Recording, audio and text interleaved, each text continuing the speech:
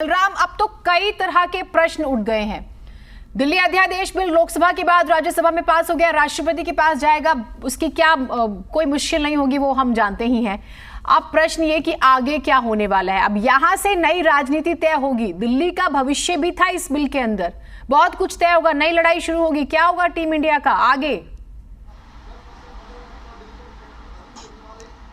बिल्कुल, देखिए, जिस तरीके से केंद्र सरकार दिल्ली सेवा बिल लेकर के आई थी, उसे ध्वनि मत से उसने लोकसभा में भी पास कराया और अब राज्यसभा में भी ये बिल पास हो गया है। हालांकि अगर हम वोटों की बात करें तो 131 वोट इस दिल्ली सेवा बिल के पक्ष में पड़े हैं और 102 वोट जो है वो दिल्ली सेवा बिल के विपक्ष में पड़े हैं। यानी विपक्ष के समर्थन में 102 वोट पड़े हैं और सरकार के समर्थन में 131 वोट पड़े हैं। और ये जो वोटिंग हुई है ये पेपर पर हुई है, यानी बैलेट वोटिंग हुई है और जो इलेक्ट्रॉनिक वोटिंग सिस्टम था वो ख़राब हो गया था, इसीलिए ये वोटिंग कराई गई और इसमें कुछ वक्त लगा। लेकिन जब नतीजे आए तो पहले से ही ये अंदेशा जताया जा रहा था कि जिस तरीके से गृह मंत्री अमित शाह ने कहा कि हम इस बिल पर ही वोटिंग कराते हैं और सरकार कितनी मजबूत है इसको विपक्ष देख ले, तो कहीं ना कहीं लगातार अमित शाह विपक्ष पर हमला बोलते हुए नजर आए और राज्यसभा में उन्होंने कहा कि अगर विपक्ष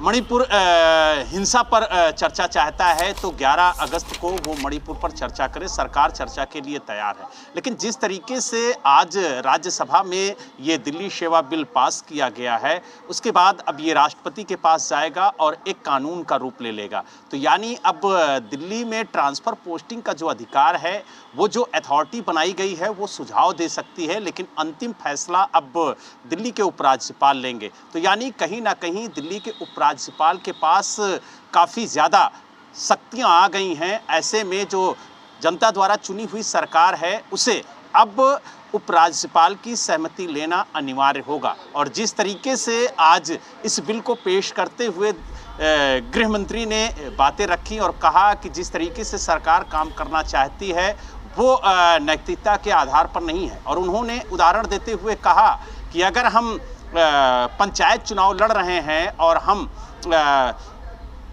पार्लियामेंट के कानून की बात करें और पार्लियामेंट के अधिकार की बात करें तो कहीं ना कहीं ये बेईमानी होगी। और यही वजह है कि उन्होंने कहा कि हम इस बिल को लेकर के आए हैं और इस बिल को हम यहाँ पर भी पास कराएंगे और इसी कानून के तहत अब दिल्ली के अंदर काम होगा। तो कहीं ना कहीं जिस बिल का विरोध लगातार आम आदमी पार्टी कर रही थी, बलराम अब हमें ये नई तस्वीर देखनी होगी। मुख्यमंत्री अरविंद केजरीवाल ने खूब मेहनत की, वो अलग अलग राज्यों में गए। आपने देखा वो महाराष्ट्र भी गए, अखिलेश यादव से मिले, वो पश्चिम बंगाल भी गए, उन्होंने सभी नेताओं से मुलाकात की, विपक्ष के समर्थन मांगा, सभी ने साझा प्रेस कॉन्फ्रेंस की और वो यहाँ पे नजर आ रहा है, नंबर्स में नजर आ रहा है कि उन्हें समर्थन मिला भी। अब दो बातें हैं, दिल्ली के भविष्य पर पहले बात करेंगे, फिर आम आदमी पार्टी के भविष्य पे। क्या अरविंद केजरीवाल का कद बड़ा हुआ इससे, इस पर भी बात करेंगे। क्या वो विपक्ष को एक साथ ले आया? और दूसरी बात ये कि वो जो कह रहे थे कि यदि अध्यादेश को हमने गिरा दिया सदन में तो फिर 24 के लिए संदेश जाएगा, तो कैसे देखें इसे? क्योंकि ये तो पास हो चुका है बड़े आराम से। भले ही आप लड़े, खूब लड़े, मगर हार तो फिर हार ही होती है।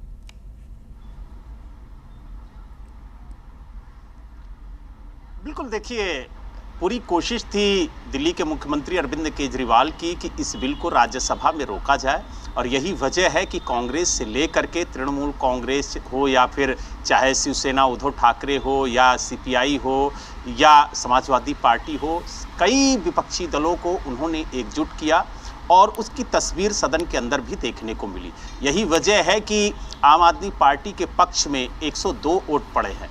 बीजेडी और वाईएसआर और टीडीपी ने सरकार का साथ दिया, उससे कहीं ना कहीं जो आम आदमी पार्टी की उम्मीदें थीं वो कहीं ना कहीं पूरी नहीं हुई हैं। अगर हम बात करें बहुजन समाज पार्टी की तो उसने भी वोटिंग का बहिष्कार करके कहीं ना कहीं जो गेंद है वो केंद्र सरकार के पाले में डाली है। तो कुछ विपक्षी दल हैं जिन्होंने साथ नहीं दिया, जिसकी वजह से आम आदमी पार्टी को हार का सामना देखना पड़ा। लेकिन कहीं ना कहीं अब जिस तरीके से कुछ ही देर में दिल्ली के मुख्यमंत्री अरविंद केजरीवाल संबोधित करेंगे और बताएंगे कि आखिरकार जिस तरीके से राज्यसभा में ये बिल पास हुआ है, उसके बाद आम आदमी पार्टी का अगला रुख क्या होगा और दिल्ली सरकार इस बिल को किस तरीके से लेगी, क्योंकि दिल्ली सरकार बार बार इस बिल का विरोध कर रही थी। बलराम, अब बिल्कुल बलराम, हमने बिल पर बहुत बात की। बलराम, अब एक चीज बताइएगा, क्योंकि मुख्यमंत्री किसी भी वक्त जो है वो संबोधित कर सकते हैं, तो वो भी हम अपने दर्शकों को दिखाएंगे। उन्होंने ट्वीट करके इस विषय में जानकारी दी थी कि इस बिल का जो भी होगा उसके बाद वो जो है संबोधित करेंगे। बलराम, क्या ये माना जाए, अगर हम एनालिसिस करते हैं, हम कोशिश करें कि पॉलिटिकल लोगों को भी जोड़े और इस पर बातचीत करें, लेकिन एक बात तो मानी जाएगी ना कि देखिए, जो 102 वोट पड़े हैं, एक पार्टी जो 10 साल पहले जिसका जन्म होता है, 2 स्टेट में वो आ गई, उसके पास राज्यसभा में सिर्फ 10 हैं सांसद, लोकसभा में अभी एक मिला है थोड़े दिन पहले, उसके पक्ष में अगर 102 वोट पड़ रहे हैं तो ये तो आप इसे बाजीगर ही कहेंगे ना, आप हार के भी जीत ही गए। मतलब आम आदमी पार्टी के लिए अगर बाकी दलों ने वोट किया तो कहीं ना कहीं मुख्यमंत्री अरविंद केजरीवाल उन लोगों को कन्विंस करने में सक्सेसफुल हुए हैं, उनका कद बढ़ा है, ये माना जा सकता है। बिल्कुल, देखिए काफी हद तक विपक्ष को उन्होंने एकजुट किया और यही वजह है कि INDIA का गठबंधन हुआ और जिस तरीके से करीब 24 विपक्षी दल इस गठबंधन में एक साथ खड़े हुए नजर आए। हालांकि जिन गठबंधनों का हवाला बार बार दिया जा रहा था, चाहे वो UPA की बात की जा रही हो, चाहे अब INDIA की बात की जा रही हो, तो लगातार आप देखिए कि NDA की तरफ से हमला किया जा रहा